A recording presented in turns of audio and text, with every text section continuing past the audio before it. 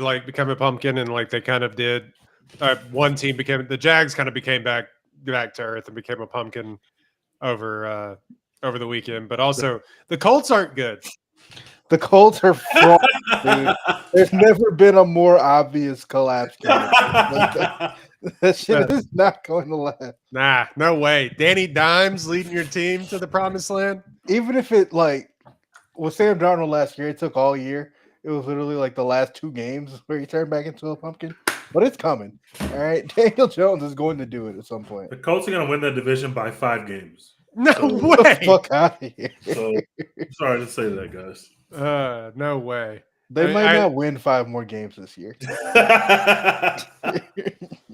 Man, yeah, it's like they're like the Vikings from like 2024 or 2018 or 2014 or oh my God, how's Case Keenum doing this? He's not going to keep doing it, guys. That's why he's Case Keenum. Yeah. Hello, welcome in episode 202 of the One Take Podcast.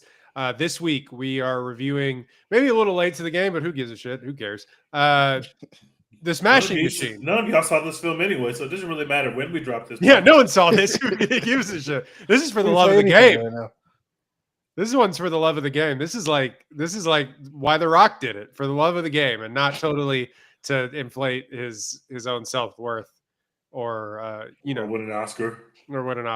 They're not giving The Rock an Oscar. It's just not happening. But I don't think he knew that. I think, in fact, he thought, I'm going to do it. I'm going to do my big one. I'm going to go for the Oscar, and he went for it. This could, like, even if this was like his just a fantastic fucking performance that like tore the house down or whatever, they're never going to be like. Oscar.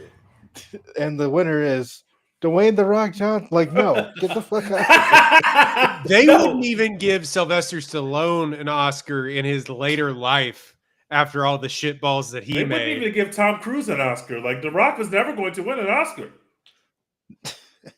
I thought for a moment after he got that, like, those fake standing ovations that they give at those film festivals. I thought for a second, it's the most insane shit in the world, by the way. They're aura farming those, bro. I don't even take that shit seriously when people say that. Why did they give this film a 10-minute ovation? Why? Like, I like this film. This is not ovation worthy. This is not a 10-minute ovation. I have never seen a single movie where I've been like, you know what? I want to stand and clap for this for 10 minutes. Like, don't worry, darling. I was like, yeah. God. Cloud Atlas. Movie nobody saw. Cloud Atlas. We are keeping Hollywood alive. We're the only people watching these films. Yeah. I was wanting to say we should have probably reviewed The Roof Man too, but I don't know if anybody saw that either. It got really good reviews as well. But The Smashing Machine, 2 hours, 3 minutes, 6.8 on IMDb. The story of a mixed martial arts and UFC champion, Mark Kerr, 65 Metascore, written and directed by the lesser Safdie, Benny. Damn, already? That is a very harsh thing to say. Already? Look, it's over. I'm just saying. Are we judging just based off these one movie? We haven't even seen Marty Supreme yet. Yes. Maybe they're lying about Marty Supreme. Yes. They could be lying, just like they lied about this movie. But I don't believe it. Remember when Netflix was dropping the most huff movie of all time, the Skin Off the Dog or whatever that shit was? They were telling us that was really him. That was the worst fucking film ever. It was awful. I'm just saying. The Coens, one Coen needed the other, I think, a little bit more than the other Coen needed the other. I think one Safdie needs the other more than the other needs the other. Wait, which Coen needed the other Coen more than the other one? Who knows? I might fight this one, but I do agree that there's which one made Macbeth, and then the one that made Macbeth is the one who's winning because he is awesome. I agree. I think it's Joel. Joel is the other one make Drive Away Dolls? Because that's not. Yes, that's over. Okay, never mind. This is a fair insult, or at least for now. They've only made one film apart, so for now, like before you logged on, Dex was just saying like Thanksgiving is going to be awkward. If Marty Supreme is as good as people think it is, like, Thanksgiving is going to be extremely awkward, bro. Because I'm talking the biggest shit in the world. I'm getting bars off. If my shit is about to be Oscar nominated and everyone hated your shit, fuck out of here. Yeah, we wanted to move on to other projects. Okay, sure. Not everybody hated this movie, just nobody saw it. Like, it wasn't even a competition. But that's like who is your quarterback if you've got Dwayne The Rock Johnson for a serious role? Like that's not someone you can run your offense through. Where he's got the other one's got Chalamet. I don't know if this is a fair comparison. It's like having one team has Tua and one has Josh Allen. Like, exactly. Like this might not be a fair comparison. I mean, it could be that one team got Tua and one team got what's his face in San Diego, now Los Angeles. Justin Herbert. You know what I mean? Yeah. Like the talent's there, obviously. He did have Emily Blunt, so never mind. I retract that. Emily Blunt is actually good. Yeah, but in what? But for what? For why? For what I didn't even hate this movie that bad. I'm just saying, like, looking back on it now, we haven't even gotten into the review. Okay. Like that's how I feel about the entire movie. It's just like, oh, all right. Like it feels like it just immediately felt like a movie that they only made because Mark Kerr kind of looks like The Rock, and they thought that was cool. Like, you know, like, yeah. What other reason is there to make a movie about this man? Like, the woke agenda ruined this film. Well, it didn't ruin it. I thought it was pretty good, but the woke agenda ruined this film, and here's why. Okay. I don't even have to spoil the movie to say this. Back in our day, when they made real movies, proper fucking movies, back in my day, when you made a story about someone's life that was a sports movie, you fucking changed the ending and you gave the fucking people in the crowd what they wanted to see. You ever seen Remember the Titans, guys? That's not how that story ended. It didn't end like that. And racism wasn't cured by football. It's actually not the way the story went. Since when? But I'll be damned if they didn't give you the most banger movie of all time because they said, fuck whatever the real story is. We're telling the Disney-fied version of this story. If Safdie had changed the ending of this film, he could have got a real banger on his hands because what the people wanted to see as the ending of this movie and the actual ending of this movie could not be further apart from each other. The woke agenda, this way don't make movies about people that are still alive. Wait for them to pass away, RIP, then we write their story how we want to write it. That's the mistake that he made. They started making a movie about another guy in the middle of a movie. Like, right. It's about the movie's about another UFC fighter. They were like, oh yeah, Mark Kerr didn't really do shit in the time period that we're talking about. So the movie's about Mark Coleman. Yeah, we got to make some about Mark Coleman, who like won, who did the thing. Well, we got Republican Teach, so we're gonna check that one off the list. Sorry, I'm trying to tweet out the episode. So the Smashing Machine stars The Rock, Emily Blunt, a lot of other people you really wouldn't know from anything, but Ryan Bader, former UFC fighter, plays Mark Coleman in this. I thought he was really good. He's really good. I thought he was really good. Yeah, he was pretty Just make good. a movie about him. This movie, like Teach keeps saying, well, let's talk about the reviews first. It got 72% critic score, 76% audience score. Dwayne Johnson goes the distance with this. His transformative turn as Mark Kerr in The Smashing Machine, a gritty biopic that sidesteps cliche even at the expense of narrative satisfaction while still landing the dramatic body blows that count. That's the longest review I've ever heard on Rotten Tomatoes. Doesn't land the dramatic body blows that count? Don't say someone went the distance. Just don't write that. Just don't write that. What does that even mean? What does that mean? By the way, dude, $40 million budget. You want to play the box office game? I last I saw it was like 11 million or 10 million. I was gonna say like 27. It has made $13 million worldwide. $10 million. Jesus Christ! Price is right, Teach. $10 million in the U.S. and Canada. So lowest probably box office opening since it's Joe, brother. Since Dwayne was not making direct to DVD shit, That makes me sad because this is the box office that Black Adam should have had. Like if there was a Just Society, we would have treated that film exactly like America treated this film. Like, come on, like the Black Adam is an abomination. This movie, not that bad. Not that bad. Hey man, The Rock better get ready to learn the game plan too. He's going back to Fast and the Furious so fast, bro. Tooth Fairy 8. It's happening. Him and Vin dog. Diesel about the Escape to Witch Mountain 10. Yeah, him and Skyscrapers. This is a big L for us. This is a huge L for real cinema lovers because him and Vin Diesel about to drop the most lukewarm fucking film you have ever seen, and it's gonna be so fucking ass. And it's our fault because we didn't support when he tried to make something that was real. It's our fault. Hey man, John Cena's about to retire, and The Rock's gonna be right back in there. He already started putting some stuff in the press. He already said something in the interview like, "I should be John Cena's last opponent." It's like this is our fault. This is our fault. This is what y'all did. I think, but he also is like, it's almost. I don't want to say it's beneath him because it's all for publicity. But he's also like on Instagram, like, don't put in the newspaper that I'm mad about the box office numbers. Like, okay, yeah, Watch sure. King. Anyway, we love The Rock on this podcast, but we really do actually. The Rock is my GOAT wrestler. Like, I don't know. So Dex, what do you think of the Smashing Machine? The more I think about it, the more I don't like it. It's one of those movies. I think I walked out of the theater and gave it a C-, but now I'm down to like a D. Like it was frustrating in a way that biopics aren't normally frustrating. And like the Rotten Tomatoes review tried to like make that sound like a good thing. They're like, oh, it sidesteps cliche. The cliches are cliche for a reason, man. I don't want to watch a movie about a dude who just lost and then the movie's over. Like nothing even happens. I'm gonna fuck him up with this rocky ending. He loses and then he just like smiles and stares into the empty shower.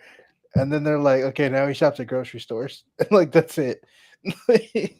It's just an extremely frustrating movie. And it's a boring one for the most part.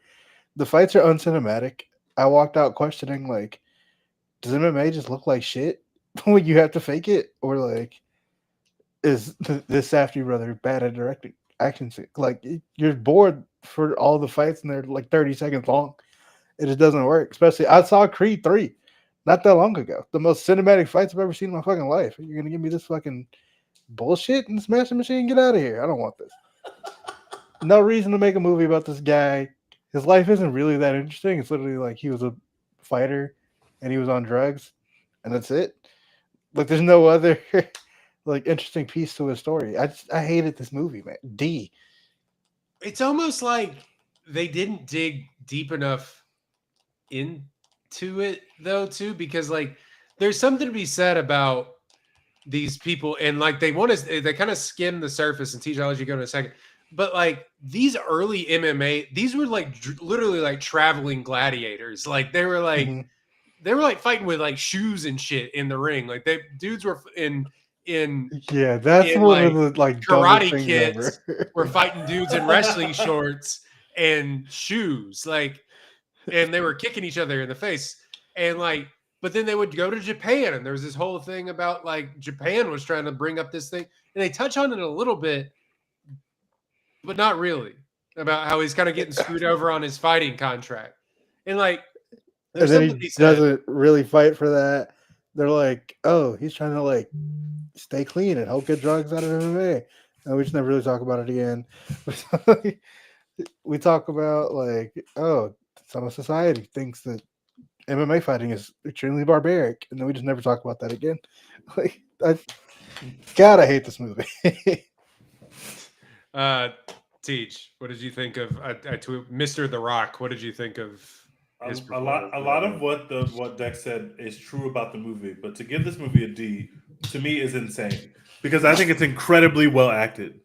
I think the three main characters are doing some incredible dramatic work. Now, if you could ask, like, what is it all for? Like, why do we care? I can get that. I also think like watching a wrestler fight is not like the most cinematic thing ever. Like, I just don't think it's as interesting as like watching people literally strike, which just looks just cool, just fucking cool. Like when you're watching an action movie that has nothing to do with organized sports and fighting, what are they doing? Like, they're not wrestling each other. They're punching the shit out of each other because that's more cinematic. But I'd argue, even in like Warrior, which is a highly unrealistic MMA movie, but it's really entertaining. It's like some of the best fight scenes. Dexter, they're striking. They're like, but Joel, the not Tom Hardy character, I'm forgetting his name right now, but like he is like technically a grappler in that movie, and like most of his fights are won via submission, but it's like it's not that kind of like prodding, like laying on top of you wrestling sort of thing. Mm-hmm. It's a lot of like arm bars and like rear naked chokes and like ankle, all those ankle holds and things like that. But then they stand them up and then they still fight a little bit. In this, it's like the true like Greco-Roman. Yeah, like he's literally just trying to take you down and then just like lay on you if he can. That's literally what he's doing. But I think the stuff that The Rock is doing on the dramatic side is just like, it's compelling to me. Like, to see The Rock assume a character who's like heart of gold but doesn't have it all figured out, and to be put into this relationship where it's like you see her flaws very easily, you see his flaws very easily, and you kind of see where their communication is breaking down. Like, I thought that stuff really worked.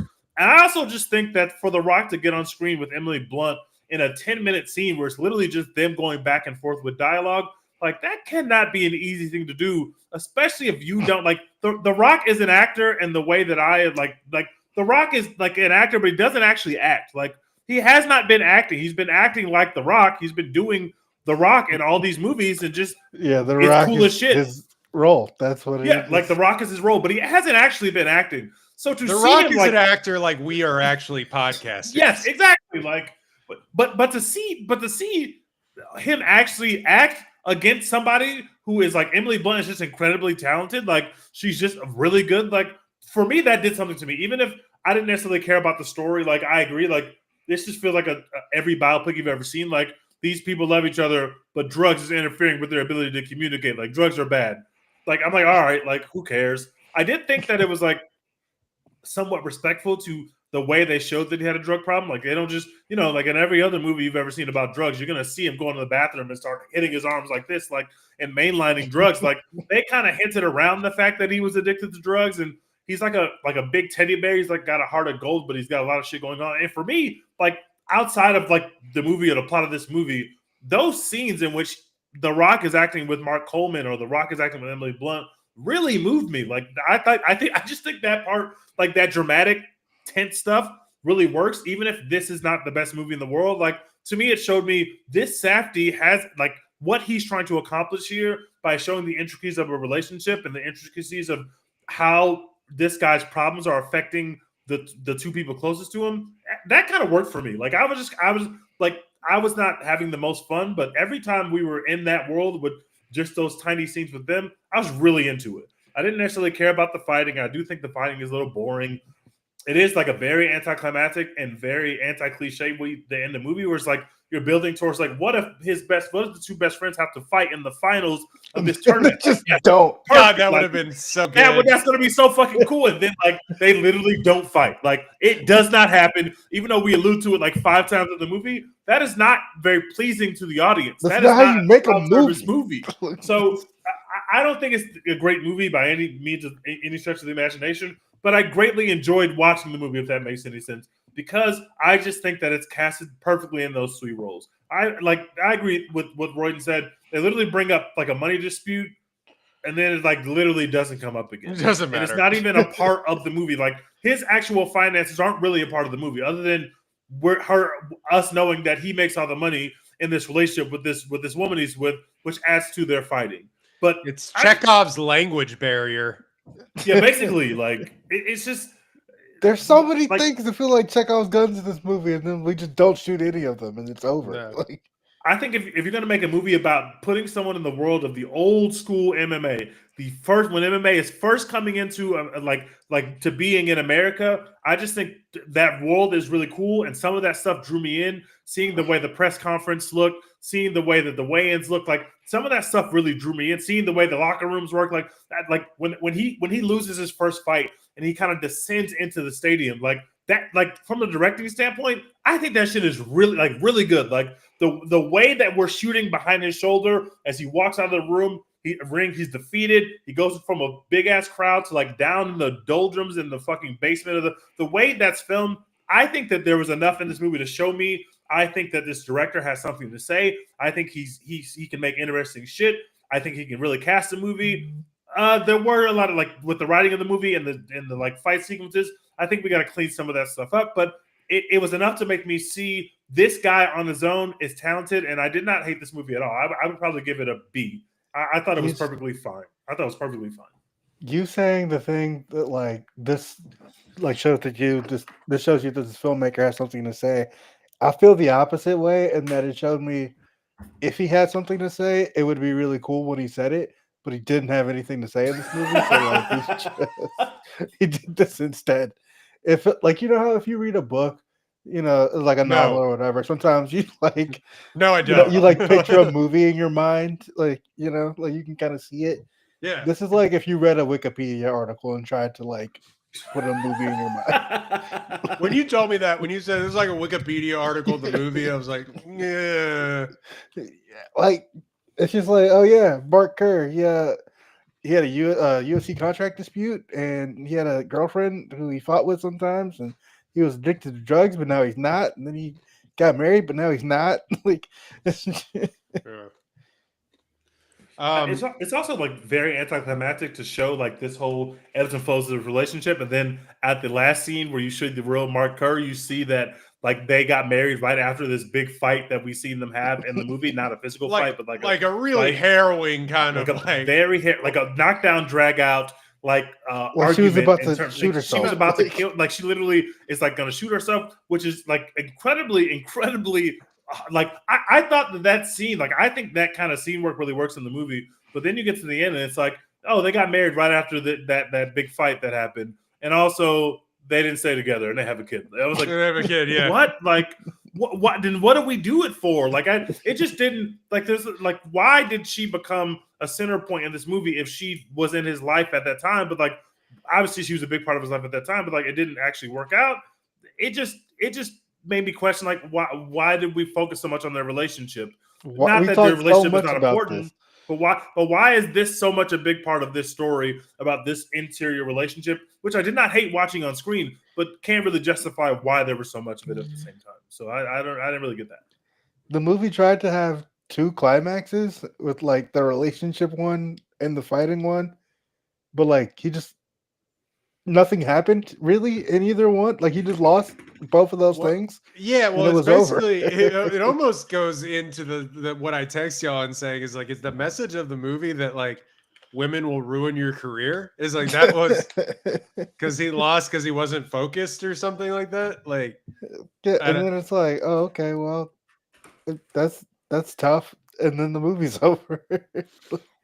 Yeah, I don't know. I actually agree, like, not to play middleman. I agree with both of you here. Like, it is like it feels surface level, the movie. It's almost like that Benny Safdie needed another writer to once this over, you know, like possibly somebody who's like pretty similar to him, but not exactly the same. Yeah, like, you know, may have shared some similar upbringings, if you will. But I just think I kind of think that, like, Tej, you are right. Like some of the stuff, like some of the scenes between he and The Rock and Blunt, and The Rock and the guy playing Coleman are, I think, you know, good. And obviously, quite frankly, it really goes without saying that this is The Rock's best work in a movie. Like, it's not not that difficult to say. And like it's the most interior is, the most emotion that he's ever shown in a movie. Crying, like, he can't do it on camera, but it, like, he tries. And it still works. It's still effective. Like him coming to grips with, like, admitting that he actually has a drug problem and stuff like that. Like, and it does a really interesting thing where it, like, he chooses to start in media res with this movie, where it's like he's fighting, he already has a drug problem. There's already relationships that, like, this relationship is already on the rocks because like the first signs of like you think it's okay, and then she goes to Japan, and then it's like, oh, actually something is like much weirder here on the surface. You people are deeply broken. Yeah, exactly. But he doesn't tell you that. It just kind of happens. It plays out that way. It's not like we have a bunch of background information. It just like it was weird and good at the same time, where he was just kind of like, actually this sucks, and she's crying and stuff like that, and you kind of get like, oh, I know all I need to know about these people whatsoever. Unfortunately, he doesn't do Emily Blunt any favors. I kind of think Emily Blunt did a favor for The Rock in being in this movie because they're good friends and have been in a couple of movies together now. This is like the Oppenheimer character, which she was nominated for an Oscar for, but like the worst. Yeah. And I didn't view it like that. I thought that he was just as bad to her as she was to him. I think that's what makes it interesting. Well, Oppenheimer wasn't nice to that lady, really. Well, that's why I think it's different, because I think that Mark and the woman like were equally bad to each other, so it didn't ever feel like she's holding him back and she's being selfish, because she was doing that, but also like he's being selfish and being way too hard on her, and also was like taking out his other struggles on her. So I thought because it was balanced and like who is in the wrong in this conversation, who is in the wrong in this interaction, it didn't ever feel like she was just there to kind of like just derail him at certain moments. It didn't feel like that to me. It was like that at first, and then he got off drugs, and then she was the worst. Yeah, as soon as he gets off drugs, the tone of the movie shifts in that direction hard, and to the fact where it's just like she almost like blows up his career, and like she has to go to jail, and then she's never seen, not jail, like a mental institution, is never seen before, never seen after. I mean, and you're just kind of like, okay. And then it's almost like Emily Blunt had to fuck off and go to another movie. They just tell you at the end, oh yeah, they got back together. Like what? Yeah, breaking news: the worst couple you know gets married, has a kid, and gets divorced. You're like, why'd they do that? And then they just are like, it doesn't matter why, they're divorced again. It doesn't matter why. Yeah, I don't think like she does a good job playing it. I don't think it's a good character at all. I think it's pretty reductive, to be completely honest with you, of a character. And I think that Emily Blunt should, play something else besides the wife character. I mean, maybe there are the roles that she needs, but I don't know. John Krasinski, though, can you fight? I don't think he can. I'm whooping Jim Alpert's ass. I don't care. I challenge you to an Agni Kai. She looked good. But yeah, I think it's The Rock's, obviously his best movie. Quite lately, even though The Rock is like doing a bunch of stunts and stuff, or I don't even know if he does anymore, but like used to in all of his movies and things like that. Was this also one of his most physical performances as well too? He's really like in there. Like I think the wrestling background really helps with all of this, obviously, but yeah, he really threw himself into it. And I will say one thing about this movie that I don't think is going to get talked about, and it may actually, if it gets nominated for anything, the makeup in this movie is crazy. Yeah, it is. Best cauliflower ear that I've seen in a long time. Yeah, I also noticed that at one point. I was like, damn, these are fucked up. Yeah. Also, yeah, his like eyebrows and like the you know what was throwing me off the entire time? The Rock with hair. Yeah, it was weird. And then at one point he shaves his head and in becomes the movie, and it's just The Rock again. It's just like, oh yeah, that's just The Rock still. I don't know. Sorry, chewing ice now. That was horrible podcast etiquette. But my entire thing, I did leave being like, okay, but to what end? Mm-hmm. Why? What? And we've gone in circles now saying this, but are we telling the story of the early UFC?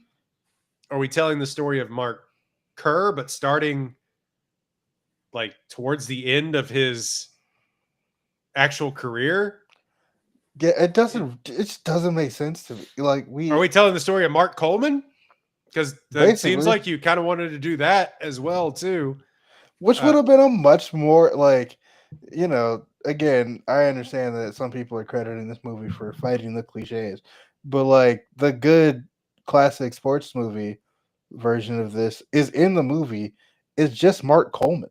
Like, it's right there. Like all of the, like he's on the come up or the comeback.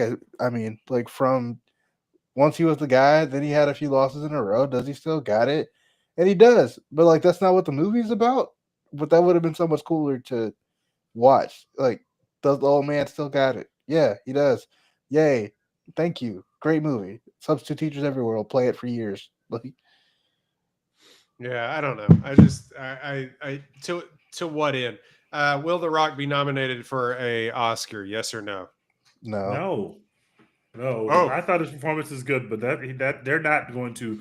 Like, I think that he knows there's not going to be an Oscar campaign because just not enough people watched it, and that I think he can save face by saying like it's not that people thought my performance was bad, and hopefully that allows him to still do more dramatic roles because I think that people generally liked his performance, and that's like he didn't make the movie, like he did his job as a performer, and I hope that he doesn't just. Like he can go back and make whatever he wants, but I just hope that if something interesting that he's interested in comes across his desk, he would not do it just because it's like, oh, last time I did a dramatic movie, I thought I was going to win an Oscar, and then nobody saw it. I hope that he tries again. I am interested in this. Can he do? Because, like, look, quite frankly, I mean, Sylvester Stallone was able to do it a little bit, but even then, sometimes you'd watch something like Copland or something and be like, why is Rocky doing like a depressed cop or something? And he was only really able to get critical acclaim again when he went back to playing sort of a down on his luck Rocky again in the Creed movies. He went back to the classics. Now, The Rock, for all of his movies that we know and love on this podcast, he doesn't have a certified stone cold, classic in the Library of Congress like the actual Rocky. So can he do dramatic roles where he's not literally covered in makeup and like disappearing into this other person? Like, are we going to see like The Rock is a high school teacher, like that helps out a student, because 350-pound The Rock is sitting up there trying to teach calculus. You know what I'm saying? Yeah, I just don't think he'll ever get there. He'll always just be The Rock. It's hard for him not to. Yeah, that feels, again, reductive, but I just do kind of think that, he's 50 years old. Like it may be tough to keep doing these Fast and Furious movies, but I just think I'd be interested to see what that role would be. He's eventually going to get to the point where he's like actually legitimately washed and then make a movie about a guy who is legitimately washed and used to be the greatest. Yeah. And that'll be the thing he wins an Oscar for. Like, that'll be... The Rock, they're not giving a wrestler an Oscar. That is not that was never going to happen. That's just not a thing that's going to happen. I would bet big money that Batista wins an Oscar. I will bet. That's not... I love Batista. They're not giving that man an Oscar, bro. Yeah. And like, The Rock is a different level of... The Rock is a different level of wrestler than Batista was. Like, people obviously like knew Batista was a wrestler or whatever, but people legitimately like watched The Rock. Like, he was in like that peak era. So, they're not. I don't think they're. I don't know, guys. I feel like if something like, yes, you're probably right, but if something came along and if somebody, like, I think that John Cena is good at what he does, and I'm not saying like this is an example, but if somebody did something like, yeah, they wrestled and they were really popular for a few years, but if they came out and like The Rock came out and he was like making the Scorpion King and shit, like if somebody came out and was like, all right, I want to be really serious about this, kind of like what Batista did, like but they put him in Marvel films directly, and that was it. But like if somebody comes out and isn't, granted, 280 pounds of muscle, like if somebody is like a normal sized guy and then just there are no dudes that are built like Timothy Chalamet in wrestling that like, but no, but like somebody like Cody Rhodes or something, you know what I mean? Like not like Cody can't even act like a Cody Rhodes the wrestler. I don't. I'm naming a normal guy, normal like size. Even guy. the normal guys are fucking jacked, Rey bro. Mysterio, you're right.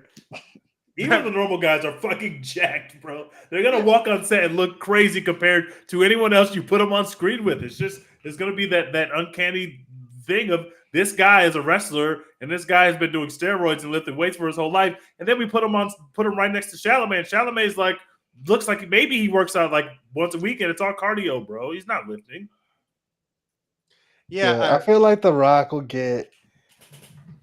Like, if Zac Efron couldn't get an Oscar nomination for Iron Claw, which is a movie people like much more, and like his performance, is a better movie as well, like just a better movie. Yeah, perfect example, Dex. And I wanted to cite that movie. Thank you for bringing it up. When I saw this one, and I was just like, that had so much more. Even if it wasn't anything to say necessarily, other than which we kind of criticized, like, damn, that's fucked up. Like, yeah, was this guy's life fucked up, guys? Yeah. That had even a little bit more to say about the nature of like the sins of the father stuff that we talked about in our last episode. But that was so much more coherent in what it was trying to do, even if it was, quite frankly, like torture porn at a certain point. But like, I'm just like it, and it centered a guy that not a lot of people take serious as an actor, even though we all love Zac Efron, but not a lot of people take him serious as an actor, giving it an incredible turn performance and a very physical performance. And then nothing happened. No, but not a lot of people saw it. That movie made a little money, but like not a lot of people saw it. It kind of came out at a weird time. And then nothing happened. Yeah, nothing happened. Yeah. I don't know. Was that A24 also? Yes, it was.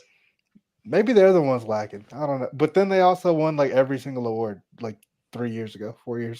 They usually do. Like they're coming. It'll be like 2 years, and then they'll have a film. Maybe it's Marty Supreme this year. They'll have a film that is just like they won't win anything, and then all of a sudden it's like, hey, we have a film that won 15 Oscars. And you're like, what happened? Like, when did that? Cause they're like a big studio now. I don't think that there's a performance that I would say like one performance in that movie that is like head and shoulders better than any performance in The Smashing Machine. It's just a way better movie. Like it's just like That's a more compelling story. But it's also a way more compelling story to what Dex is saying. Like those, like watching somebody's family die one by one is just a way more interesting story than this guy's a drug addict and then he loses his final fight. Like it's just a way more compelling story. We've also kind of just seen that story before, especially in sports. Like guy down on his luck gets another shot.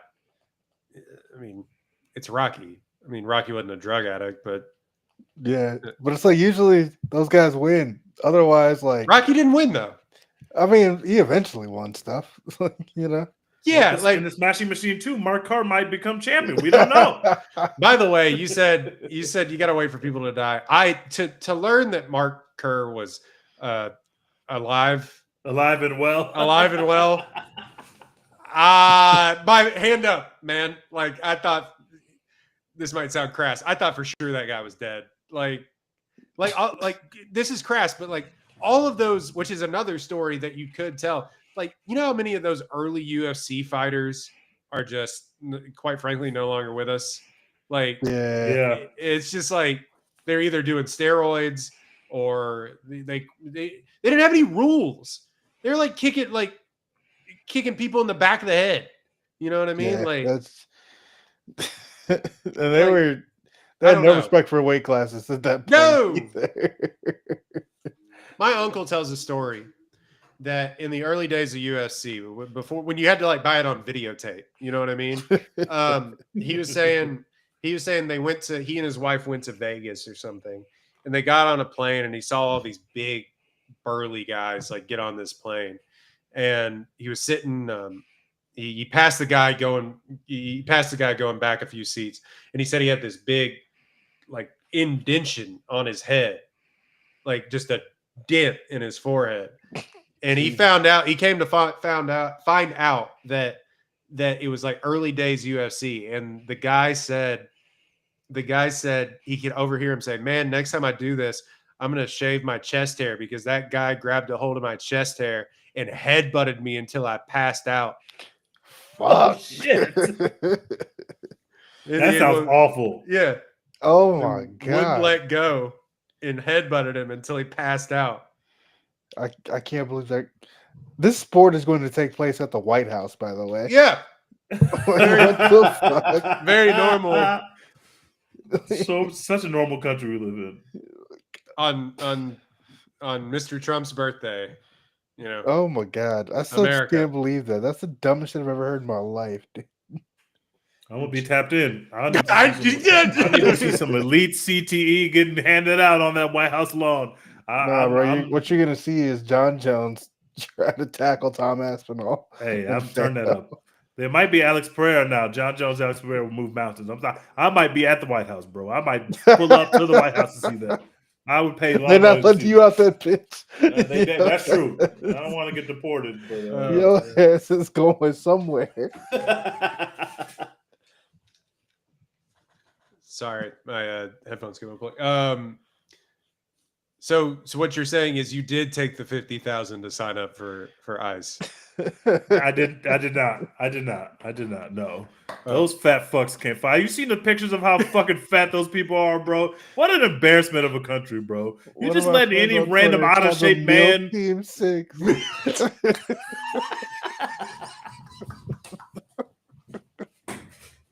Oh my God. I was dying, bro. The Texas National Guard embarrassing us out of here. Holy fuck.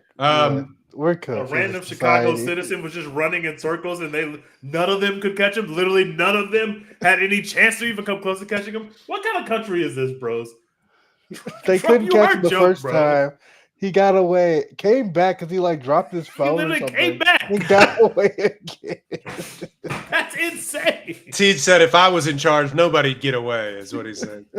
I wouldn't be chasing. Oh, y'all got to feel me in the gulag. The fact that he literally got away and they gave up on the chase and he just spun the block knowing that y'all are still fat as shit and out of shape. Y'all not going to, you haven't gained any fucking shape. You guys are just as bad at running as you were 20 minutes ago when you saw me last time. So I'm just going to literally just do it again and get my phone. Oh my God.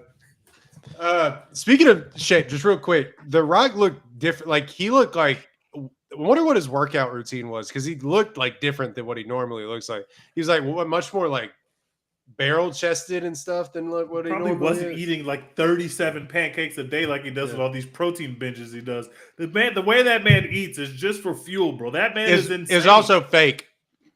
He doesn't eat that shit. You can't prove it, Rock. Fake. No, you never see him take a bite of any of that shit. Fake. Sorry. I love The Rock. He also pisses me off. Like, I was in there to see Skyscraper day one. So, like, that's the kind of, like, fan that I've been with this guy for a long time. But also those Instagram posts, dude.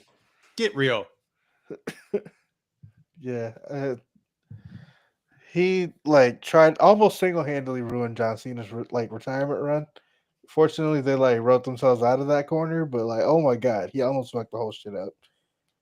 You think he's going to be back in the, trying to lead the family? What's he doing? I definitely think that he's going back to the WWE now that this happened. He's not going to. He thought he was going to be doing an Oscar campaign for the next 6 months, but he's not doing that. That's not going to happen anymore. So he's got some free time tonight, pal.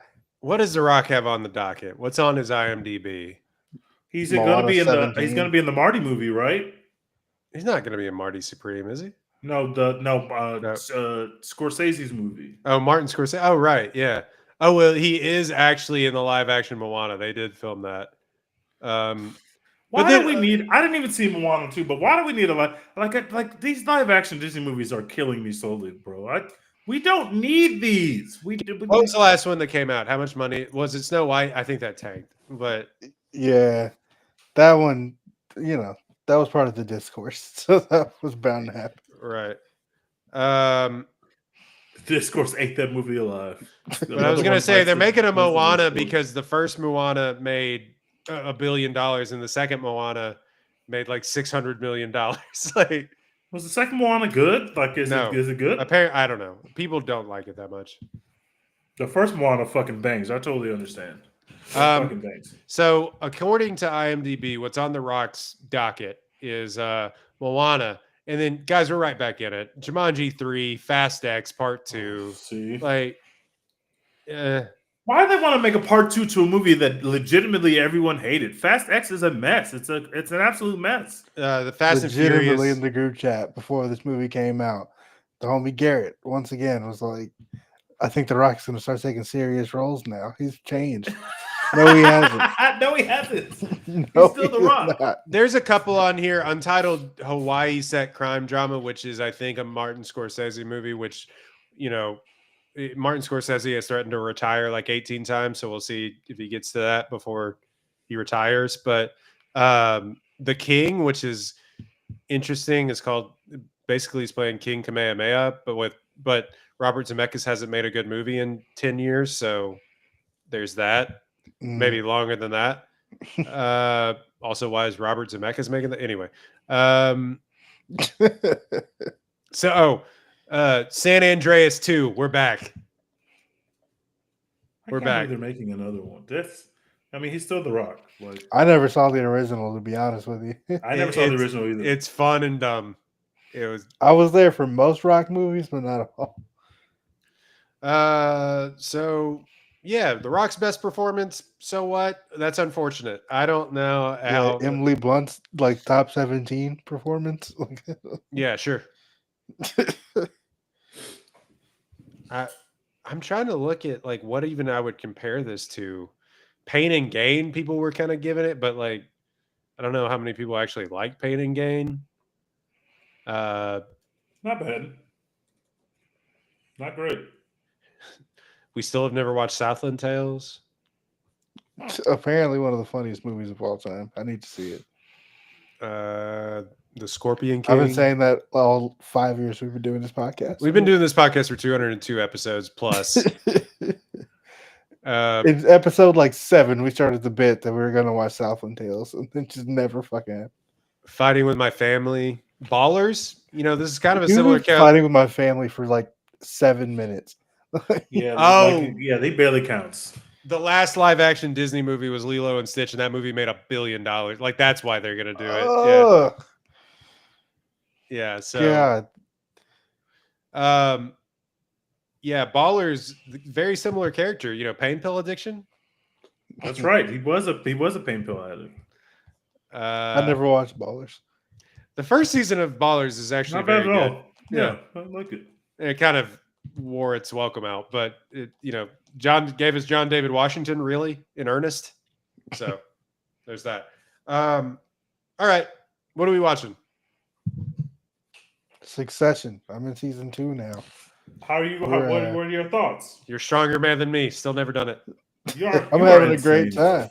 It's fucking amazing, man. I hate them all, but I'm like, I want all of you to succeed. But like, y'all are fighting against each other, so you can't all succeed. Someone has to fail. Like, I don't want any of y'all to fail, but I want all of y'all to fail. Roman is one of the funnier TV characters I've watched in a long time. Yeah, he's really good. He's really fucking good, but also he's such a stupid little shit. I love loving them and I love hating them. They're all just so. Ugh. But yeah, mostly just Succession. I watched The Northman again.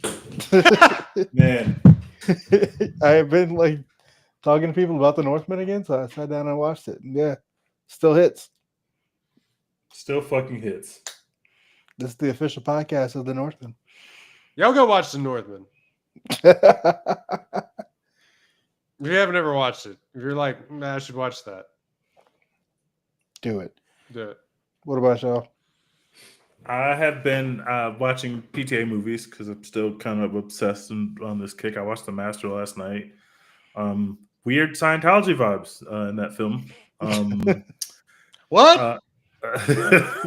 I've also been watching. I was watching Peacemaker, which just ended. Great season for season 2. I'm also watching Gen V. Apparently, the ending was bad.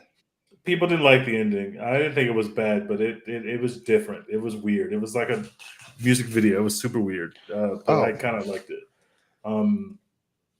I've been watching Gen V. Kind of bored. Oh, I gotta tap back in. Kind of bored. Getting scared because I wasn't a big fan of The Boys season 4, and I haven't been the biggest fan of this season of Gen V. Kind of getting nervous for the last season of The Boys, but I will be there. But I'm kind of getting nervous. Gen V's not all the way bad. It's not like a bad show. It's just not as nearly as good as season 1. I love The Boys, but they got to change the bit.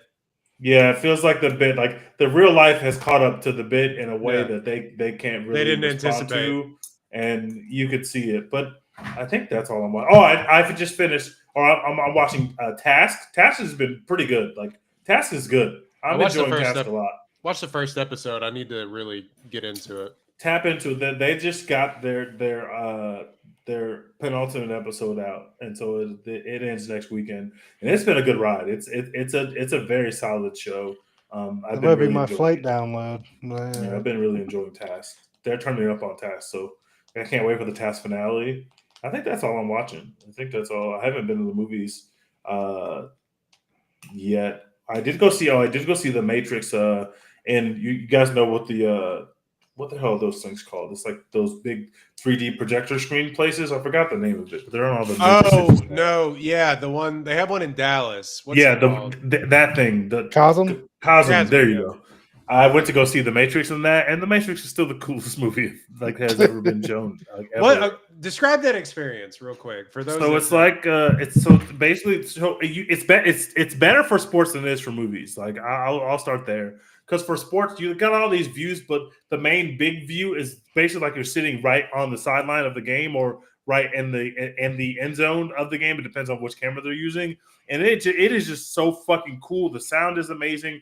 For the movie, they have all these things they project on the sides, and then the middle screen is just like the film. But they have like, you know, when he is dodging bullets, like there'll be like bullet fragments on the other screens that look like they're coming at you. Or like when he's jumping off of the building, they'll project all these other buildings that make you look like you're in the skyline of the buildings as you're jumping on the buildings.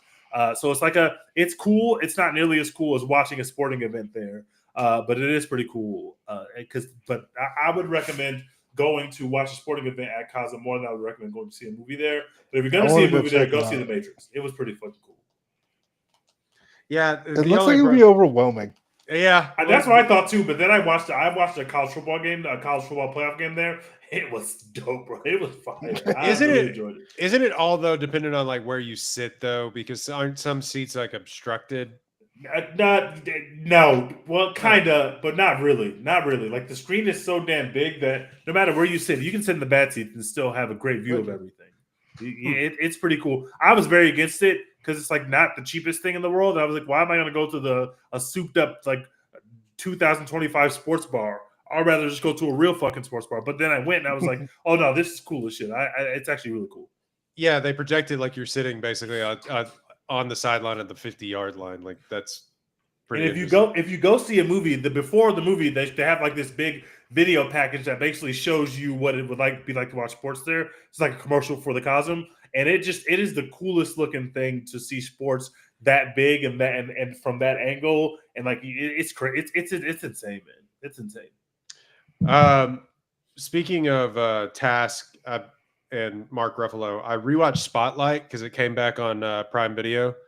Good cinema. I need to watch that. That you never seen it? No. Ooh, great movie. Bad time.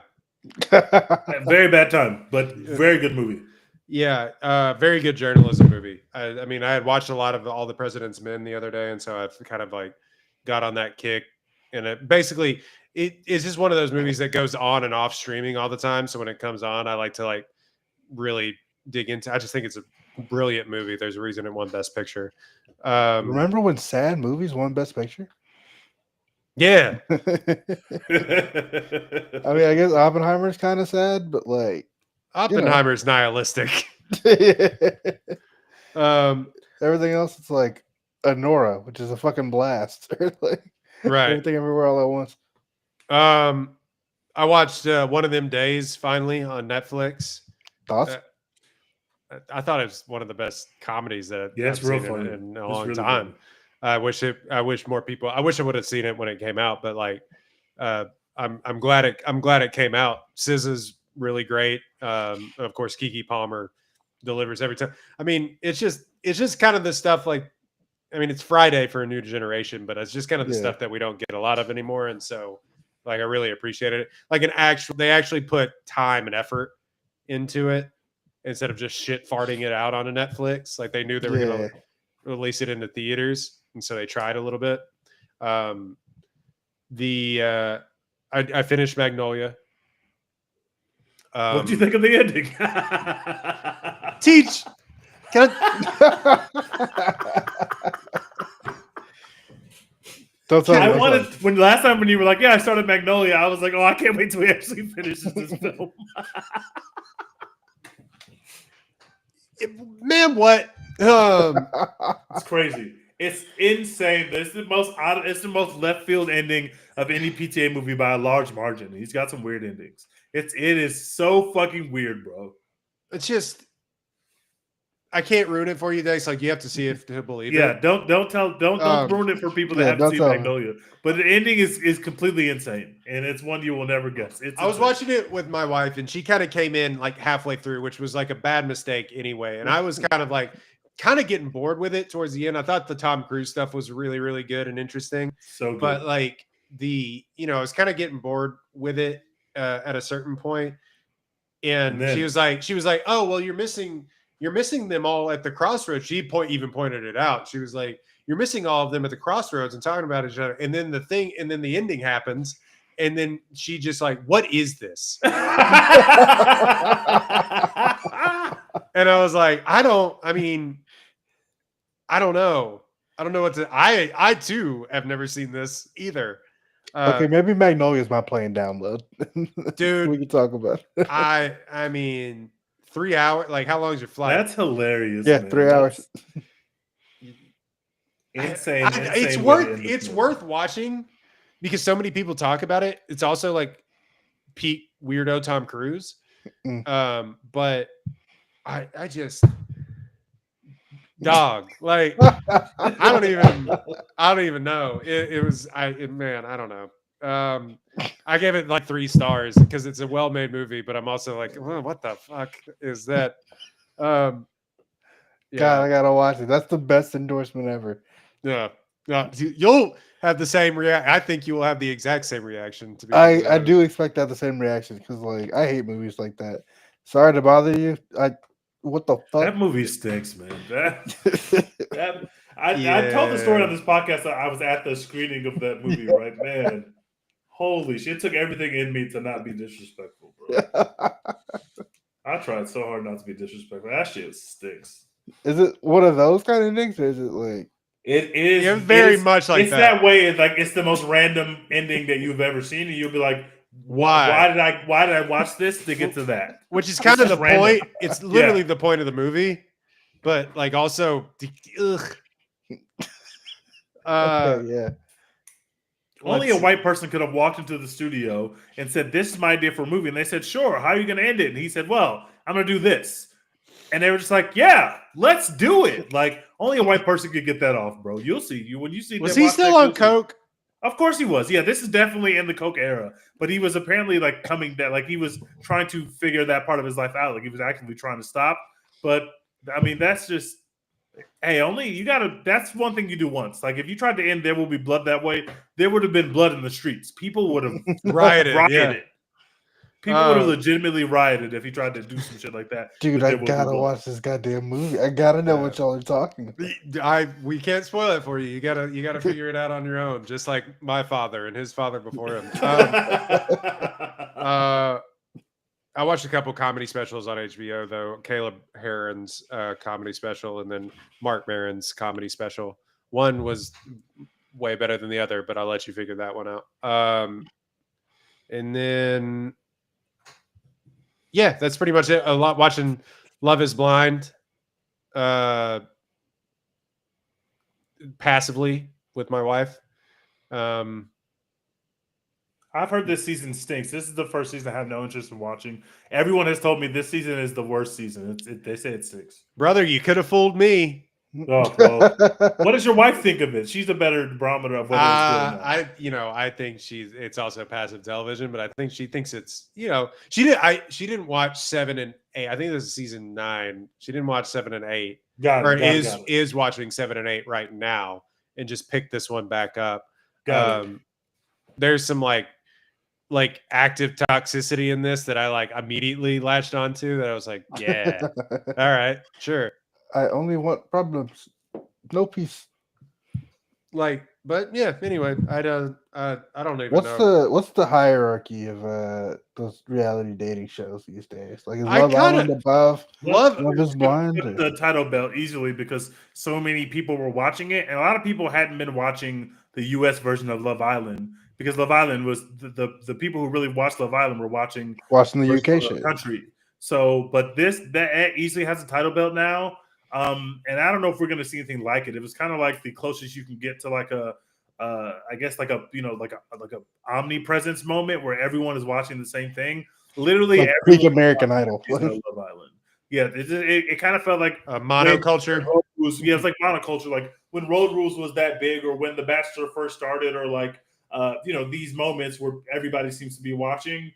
And Love Island kind of had that at the beginning, like when they first started this. Sorry, Love is Blind kind of had that at the beginning, but it's on a streamer and it's Netflix, so it's not like. Well, they had us trapped. It was peak pandemic too. With Love is Blind. So they kind of had big numbers, I'm sure, but this was legitimately everywhere. This season of Love Island became people's personalities in a way that was scary. Frankly, it was bad. It was weird. Those people were household names, even if you had never seen the show. Like crazy. I like Love is Blind. Like Love is Blind, and to an extent, I like the concept of Love is Blind. I feel like it's less insidious to me than Love Island is actually. But people love Love Island for the messiness. I also think Love is Blind. It's all fake stuff, but a lot of these people you do see. There's more success stories on it than there are The Bachelor, so there's something to be said about that, which is interesting. Yeah, the couple from that first season is still going strong, and it's like, oh, okay, this show has something to it. Yeah, so, but Love is Blind to me, I can't believe we're talking about this for this long, but like, Love is Blind to me, I tend to like more. I haven't watched that much of Love Island, but both of them I think have surpassed the cultural. No, maybe I'm wrong. Some woman would be screaming at me, but like, does the Bachelor move the needle like that anymore? Amongst those who are already fans, yes. It's just like Big Brother. Like, the fans of Big Brother will always watch it. The fans of The Bachelor will always watch it, but it doesn't really escape that bubble anymore. Just like that, it doesn't become a part of like larger popular culture. Just the people who already love the show watch it. Yeah, I guess Love is Blind had a moment where it peaked into the other popular culture, but now I guess it's found its own. Yeah, literally a person who never watched Love Island this year was like, I knew what was going on with like Hutta and all the other names. Like it usually doesn't get like that for dating shows anymore. So yeah, that was Bachelor Hour on the on the One Take Podcast. That's what you come here for. I don't necessarily know. Apparently, Tron Ares sucks ass. So yeah, I'm curious about why people didn't go see that, because like. I want it to be because we all hate Jared Leto, but I don't trust the American populace to hate Jared Leto. Like online hates Jared Leto. For sure. I'm like, yeah, do regular people not like Jared Leto now? Like, has it gotten to that point? I don't know that it has. So I want, like, and marketing for that movie's been everywhere. I was in the mall today, like an old person, and there were big Tron Ares posters everywhere. Like, it's impossible not to know that this movie is out. So, 55% on Rotten Tomatoes, 87% audience score. So somebody's lying. Yeah, what's going on? So we're not going to see Tron Ares. I don't have the time or the willpower to go and see that movie. If we didn't see Morbius or whatever it's called, yeah, you can bet your ass we're not going to go see the other. Also, Let Us Thinker. Like Tron, I never did it for. I never saw the second one. Like I think any Trons, and that trailer doesn't do much for me. I don't think I'm going to be in. But the people fucking love Tron. Like I think saw they're lying. Also, when it came out and never thought about it again. Really, it was like a fine movie, but how much do you want to hear the musical stylings of Nine Inch Nails versus just having Trent Reznor do a score? Those are two very different things. Those are two extremely different things. I don't understand, but like, I don't want to hear Nine Inch Nails songs as I'm watching Tron. I want to hear Trent Reznor the soundtrack rips. The soundtrack is the thing. How much you want to like, bet it's the same exact shit, Teach? Maybe it is, but it's like that It just feels Little different. Wayne, that Little Wayne meme where he has the money and like he's like, yes, take the money. One, he's like, ill, take my money back. That's Nine Inch Nails versus Trent Reznor's score for me. And they might sound exactly the same, but I have never just put on some Nine Inch Nails and be like, yeah, let's vibe out to some Nine Inch Nails. That's just not my vibe. Let's see. At the end of this week, Good Fortune and After the Hunt come out. And If I Had Legs, I Would Kick You, or whatever that movie's People called. have been shitting on After the Hunt. I think it's not #real cinema, and it looks like all the Oscar buzz is gone once people actually saw the movie. So much power behind that movie too, which sucks. They only got a 2-minute standing ovation. So, and it's not even in the discourse yet, and people are already shitting on it. It's not even in the #discourse yet, so that's not a good sign for a movie that's about what it's about. People seem to just hate that director now. I don't know why. That we turned on him, but Guadagnino? Yeah, people are like, yeah, I told y'all he's ass. I don't know. Maybe people are wrong. We all saw Challengers, brother. Challengers is the thing that happened. I did not see Queer, and it seems like nobody else did. Nobody else watched Queer. Did it come out? It's out. It streams. It's on HBO. I think it's out. Never saw it come out. Yeah, it's out. No one saw it. Also, Call Me by Your Name is a stinky bottle of dog poo poo. It goes in the same vein as Licorice Pizza, as the creepy baby nasty movies, and I'm just not into those kind of films. But I think Luke is good. Challengers is a thing that happened. You can't make Challengers and be a bad director. Not possible. Facts. I mean, we've seen bad directors make good movies. Shh. Yeah, okay. Yeah, one of them made The Godfather. And The Godfather 2. Fool me once. Oh my god. Yeah, what I am going to watch though, real quick, the Matthew McConaughey is just in movies again. One's on Apple right now, so I'm probably going to end up watching that. Oh, the fire guy. I forget what it's called. Has anyone seen the DDL movie? No. What? Oh no. Daniel Day-Lewis is in another movie. I think it's his brother-in-law's film, or somebody is related to his film. I think it's his son. Yeah, it's his son. His son's film. Okay. People said it's okay or bad. Yeah, I haven't heard anything about it. Oh, it's called The Last Bus, by the way, the McConaughey movie. Yeah, he drives through the wildfires, California wildfires or some such. Yeah. Why not? Paul Greengrass. I think I'm gonna watch that. Shout out to Academy Award nominee America Ferrera. And Academy Award winner Matthew McConaughey. I'm also going to finish the PTA movies I haven't seen. I've been rewatching all the ones I have seen. I have not seen Inherent Vice, and I haven't seen Hard 8. So those are my next two watches. I'll be watching those over the next couple of days. I don't know if y'all have seen either of those films, but I'm excited to dig into them. Those will complete my PTA set. I've already seen all the other PTA films. Yeah, Inherent Vice is free on Prime, so I just need to watch it. But I'm glad you told me that. Good. I'm gonna watch that. All right.